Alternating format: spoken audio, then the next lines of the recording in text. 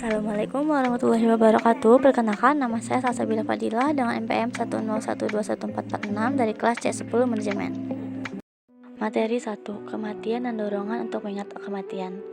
Dijelaskan dalam surat Al-Ankabut ayat 57. Ketika kita umat beragama meyakini kematian, maka kita harus siap dengan segala konsekuensi yang akan kita hadapi. Selain itu juga, kita harus mempersiapkan bekal untuk diri kita sendiri, seperti contohnya amalan ibadah, amalan baik, dan amalan lainnya. Dengan kematian, amalanlah yang membuat kita kekal di akhiratnya. Seluruh umat manusia tentu saja menginginkan meninggal dunia dalam keadaan husnul khotimah, tetapi tetap saja hal tersebut balik lagi kepada diri kita sendiri. Dengan pernyataan tersebut, tentu saja kita harus bisa memilih, memilah, dan melaksanakan segala perbuatan yang akan kita lakukan, entah perbuatan baik ataupun perbuatan buruk. Apakah kita sudah menjalankan segala perintahnya? Apakah kita hidup sudah sesuai dengan arahan kitab suci Al-Quran? Sudahkah kita menjauhi semua larangannya? Dan pertanyaan lainnya yang menyangkut dengan segala perintah Allah Ta'ala. Seperti yang kita ketahui, kematian adalah takdir mutlak yang sudah ditetapkan dan tidak dapat diubah. Kita tidak tahu kapan kita akan mengalami kematian. Kematian bisa datang kapan saja dan di mana saja. Seperti yang dijelaskan dalam Al-Quran, surah Al-Luqman ayat 34 yang artinya, tiada seorang pun yang dapat mengetahui dengan pasti apa yang diusahakannya besok. Dan tiada seorang pun yang dapat mengetahui di bumi mana dia akan mati. Sesungguhnya Allah Maha Mengetahui lagi Maha Mengetahui dengan detail. Dalam buku Al-Ghazali terdapat beberapa golongan manusia yang akan menghadapi kematian.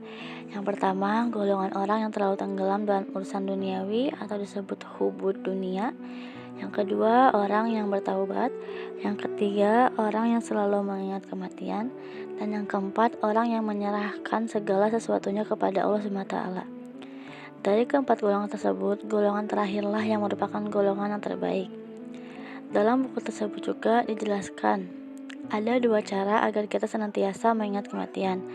Yang pertama yaitu kita harus rajin melakukan ziarah kubur. Yang kedua, selalu menjenguk orang yang sedang sakit. Dengan mengingat kematian, kita tidak akan terlena oleh kenikmatan duniawi dan senantiasa mengerjakan segala perintahnya dan menjauhi larangannya. Materi 2. Keutamaan sedikit berangan-angan. Berangan-angan yaitu suatu pembentukan sebuah keyakinan pada hal-hal yang menyenangkan untuk dibayangkan tetapi tidak sesuai dengan rasionalitas. Ada satu hadis Nabi Rasulullah SAW yang diriwayatkan oleh Ali Karamallahu yang berbunyi, ada dua hal yang paling aku takuti menimpa kalian umatnya, yaitu menuruti hawa nafsu dan banyak berangan-angan. Sesungguhnya menuruti hawa nafsu itu dapat menghalangi dari kebenaran dan banyak berangan-angan itu sama dengan mencintai dunia. Jadi dapat disimpulkan dari hadis tersebut yaitu janganlah banyak berangan-angan dan janganlah terlalu menuruti hawa nafsu, karena kedua hal tersebut dapat menjerumuskan kita kepada hal-hal yang tidak baik. Ada beberapa faktor yang bisa menyebabkan manusia banyak berangan-angan, yaitu yang pertama, 1. Terlalu cinta dunia. Terlalu cinta dunia merupakan faktor utama yang menyebabkan manusia banyak berangan-angan dan akibatnya mengabaikan sabda-sabda Rasulullah SAW. Yang kedua, kebodohan. Dari faktor-faktor tersebut, ada banyak hal yang dapat kita lakukan untuk mengatasi penyebab berangan-angan. Yang pertama, selalu berpikir jernih dari hati yang khusyuk dan dengan hikmah yang mampu menembus ke dalam relung hati. Yang kedua, mengeluarkan cinta dunia itu sendiri dari dalam hati kita. Selain faktor-faktor, ada juga tingkatan manusia yang ada kaitannya dengan angan-angan, yaitu 1. Manusia yang berharap hidup abadi di dunia dan bisa menikmati selamanya. Yang kedua, manusia yang berharap agar bisa hidup sampai usia lanjut semaksimal mungkin.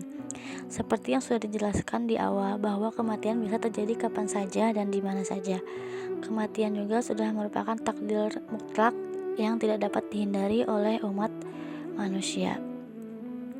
Untuk menghindari hal tersebut, umat manusia dianjurkan untuk segera beramal kebaikan. Jika kita tidak melakukannya, maka kita akan mendapatkan peringatan bagi yang menunda-nunda.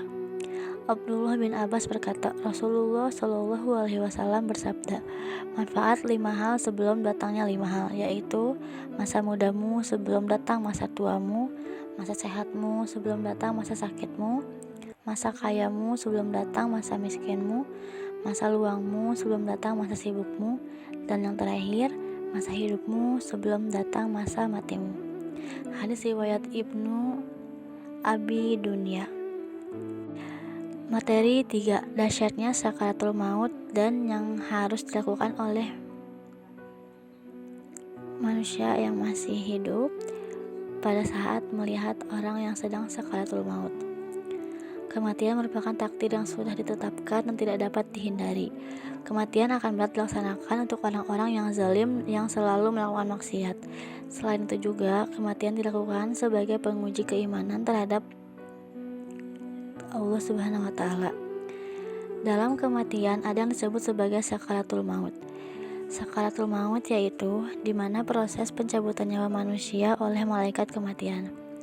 Dalam sakaratul maut tersebut ada beberapa proses yang akan dilewati oleh umat manusia ketika menghadapi kematian. Yang pertama, munculnya tanda kematian seperti menggigil, berdenyut bagian pusar dan kebingungan, meningkatnya selera makan, denyutan pada dahi, denyutan di ubun-ubun, dan merasa kedinginan. Yang kedua, datangnya kematian menurut Al-Quran yang dijelaskan dalam surat Ali Imran ayat 154. Kematian bersifat memaksa, tidak bisa dihindari, meskipun kita berusaha menghindari resiko-resiko yang menyebabkan kematian. Yang ketiga, kematian sudah ditentukan waktunya, yang dijelaskan dalam Al-Quran surat An-Munafikun ayat 11. Yang keempat, sakitnya sakaratul maut seperti ditusuk dengan 300 pedang. Hadis riwayat Tirmizi.